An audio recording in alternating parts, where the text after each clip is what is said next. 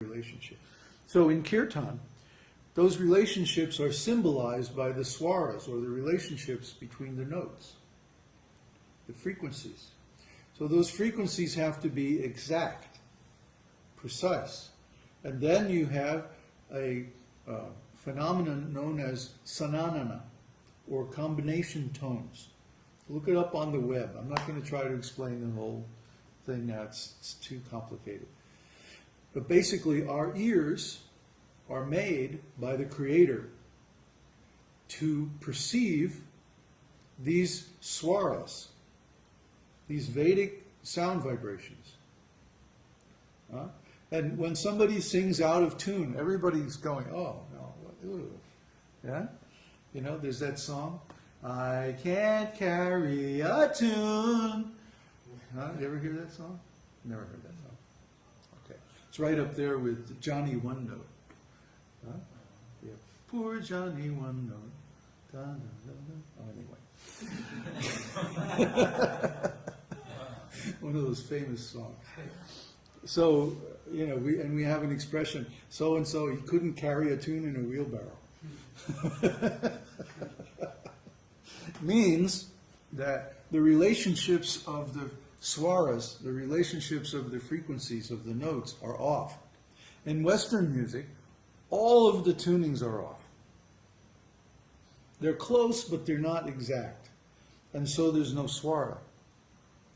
That's why Western music sometimes is very dry. But in Indian music, especially the Vedic music and the chants and like that, they use the Vedic swaras, the exact tuning. And so it's very sweet, even if it's just simple. We were listening to some South Indian Veena music the other day. And even though it's very simple music, just a drone and a drum and a solo instrument, it was really beautiful and dynamic. It sounded like a whole orchestra. It had the feeling like a whole orchestra was playing, and it was very rich and like that. But it was just one instrument.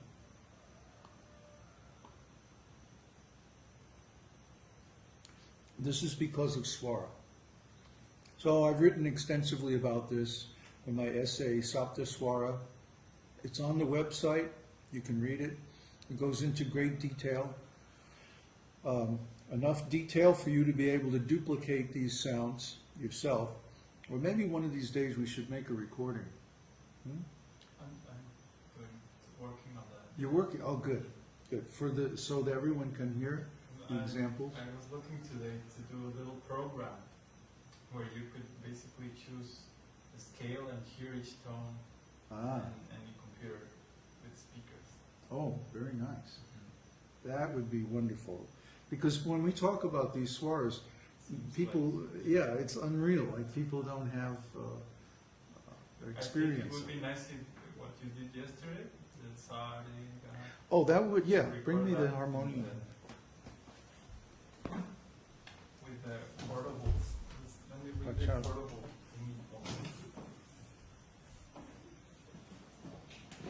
It's like too heavy, no? Take this. What's all this junk doing here? I know, kids these days. Okay. We'll record this later with the nice mics and everything. So here's a note. To have a swara, you have to have two notes. You can't have swaras with just one. It's always in relationship. That's why Vedic music always has a drone. So this is sa.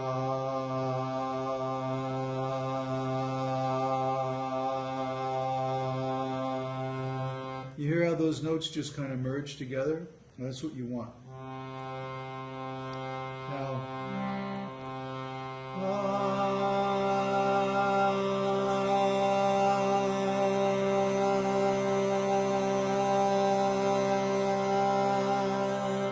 that's the swara called pa.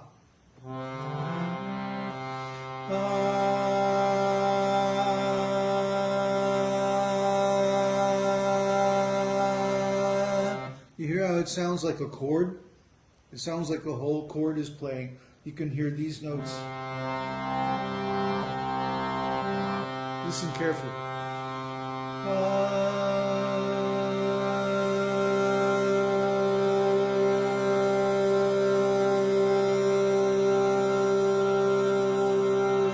It's like a whole chord.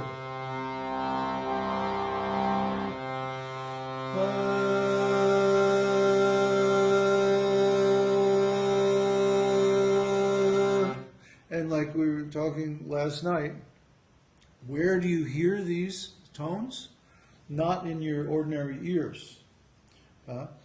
Just like if you ever go to a really quiet place, like a cave or something like that, or you put earplugs in your ears and you can't hear anything, you can hear this high-pitched whistle.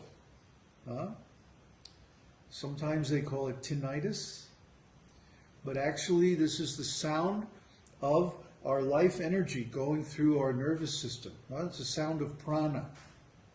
Prana, when it moves through the spinal column and the brain and all that, it makes a sound. And that's what we're hearing. And you notice the sound changes sometimes.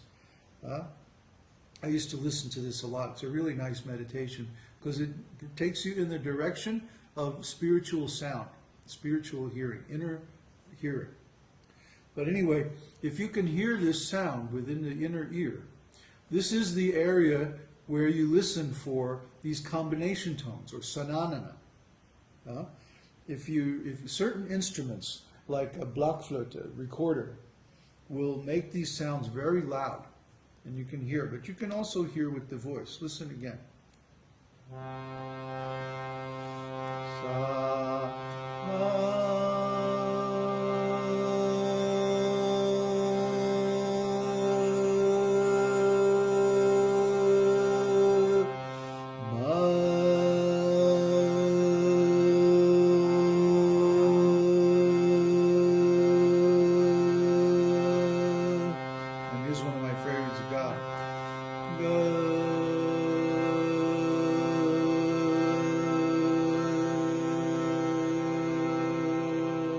These Vedic swaras have a different tuning from the Western. It's like a Ga, the real Ga, the major third, is like a beautiful smile. It's friendship. Ga symbolizes friendship. So when we hear that,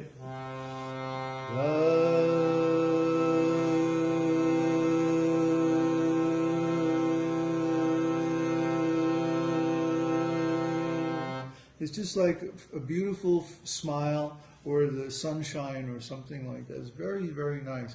But when we hear the equal tempered Ga, it's like a false smile. It's like Sarah Palin's smile.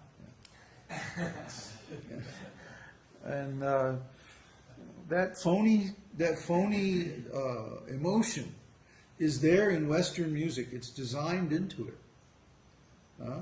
So it's no wonder that we get tired of listening to the same old thing, the out of tune Western music, again and again. Yeah. That's something that happens very frequently. When I used to hear a song that I liked, and I heard it many times, but after 20 or 30, I was like, and I couldn't even hear it. Yes. And this doesn't happen with Prabhupada's music or other Vedic. You can hear many times. Yeah. We can chant and hear this mantra over and over and over again for our whole life, and it's always sweet. Mm-hmm. It's always fresh. Why? Because of swara. There's some of these swaras are beautiful, like dha, dha.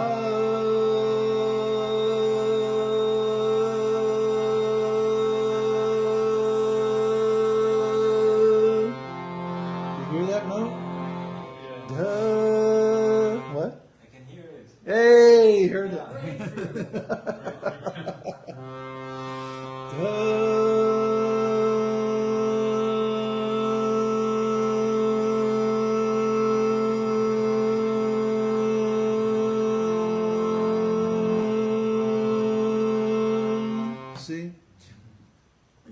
You were doing for Radha Madhava, another.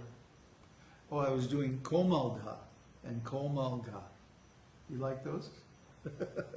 In the evening, around sunset or a little after sunset, the scale is the time of the day and the scale of Kafi. It's called Kafi Tat.